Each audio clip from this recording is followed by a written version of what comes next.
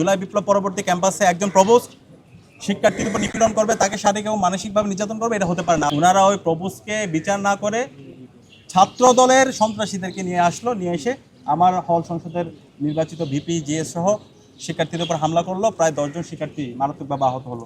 তারা এখন এই অপরাধীদেরকে সম্পূর্ণভাবে দায় মুক্তি দিতে চাই। আমরা এটা আগের হাসিনা আমলে দেখতে পেয়েছি। ফজলুল হক মুসলিম হলের শিক্ষার্থী ইব্রাহিমকে হলের যিনি প্রভোস্ট তার দুর্নীতি নিয়ে ফেসবুকে পোস্ট দেওয়ার কারণে ওই হলের প্রভোস্ট নামে গুন্ডা মামুন তাকে হলের রুমে নিয়ে যায়, স্টাফদেরকে নিয়ে আসে, তাকে শারীরিক এবং মানসিকভাবে নির্যাতন করার এক পর্যায়ে তার পরিবারকে ফোন দেয়। তার আম্মা হচ্ছে অসুস্থ, ফোন দিয়ে আম্মাকেও বিভিন্নভাবে ট্রমাটাইজ করা হয়। এরপরে তার থেকে জোরপূর্বক স্বীকারোক্তি নেওয়া হয়, জবানবন্দি নেওয়া হয় যে সে হলের প্রভোস্টের নামে যে সমালোচনা করেছে সেটা হলের যে ভিপি জিএস আছে তাদের ইন্ধনে করেছে, এবং এটা যেন আর বাইরে সে এটা তার উপর প্রভোস্ট যে নির্যাতন করেছে সেটা যেন বাইরে সে শেয়ার না করে। তো এর প্রেক্ষিতে পরবর্তীতে সে হল থেকে বের হয়, হল অফিস থেকে বের হওয়ার পরে এই ঘটনাটা ফেসবুকে লেখে, এবং এটা জানার পরে শিক্ষার্থীদের নির্বাচিত প্রতিনিধি হিসাবে সেটা আমাদের দায়িত্ব ক্যাম্পাসের প্রত্যেক শিক্ষার্থীদের নিরাপত্তা নিশ্চিত করা। এর প্রেক্ষিতে আমরা হল সংসদ এবং কেন্দ্রীয় সংসদের নেতৃবৃন্দ হল অফিসে যাই। এফএচ হল অফিসে যাওয়ার পরে আমরা সেই শিক্ষার্থীদের নিপীড়নের বিচার চাই, সেটা আমাদের একটা অধিকার।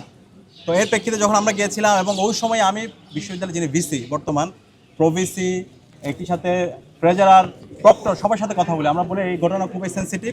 জুলাই বিপ্লব পরবর্তী ক্যাম্পাসে একজন প্রভোস্ট শিক্ষার্থীর উপর নিপীড়ন করবে, তাকে শারীরিক এবং মানসিকভাবে নির্যাতন করবে, এটা হতে পারে না। আপনি দ্রুতই এই প্রভোস্টের বিরুদ্ধে বিচার আওতায় নিয়ে আসেন, তাকে ওই পদ থেকে আপনারা অপসারণ করেন। তো প্রভোস্ট আমি যখন ভিসির সাথে কথা বলেছিলাম তিনি বলছেন দেখতেছি, এবং তার যারা প্রক্টর সহকারী প্রক্টর তাদেরকে পাঠাচ্ছি। তো সেই অনুযায়ী তারা গেল। যাওয়ার পর আমরা প্রায় 4-5 ঘন্টা যৌক্তিকভাবে আন্দোলন করছিলাম, শিক্ষার্থীরা স্বতঃস্ফূর্তভাবে সেখানে গিয়েছে।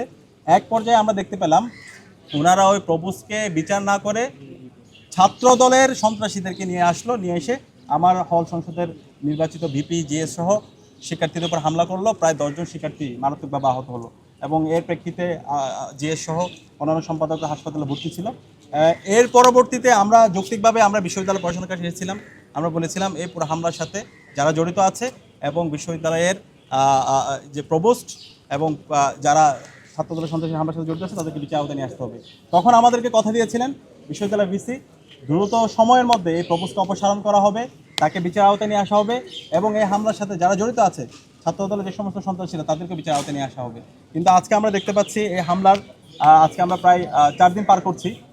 এই হামলা পরবর্তী যাদেরকে বিচার আওতায় নিয়ে আসা দরকার প্রভোস্ট এবং ছাত্রদলের সন্ত্রাসী, তাদেরকে বিচার আওতায় নিয়ে এসে বরং যে ভিকটিম যাকে শারীরিক এবং মানসিকভাবে নির্যাতন করা হয়েছে তাকে গতকালকে শোকজ নোটিশ পাঠানো হয়েছে, এবং হল সংসদের নির্বাচিত প্রতিনিধি আবু নাইম এবং হল সংসদের আরেকজন সমাজসেবা সম্পাদককে শোকজ নোটিশ পাঠানো হয়েছে।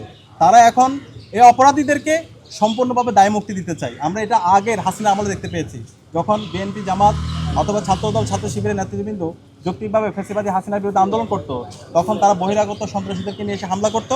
পরবর্তীতে পুলিশ এই যারা আন্দোলন করতো যৌক্তিকভাবে তাদেরকে ধরে নিয়ে তাদের বিরুদ্ধে মামলা নিত, তাদেরকে অ্যারেস্ট করতো।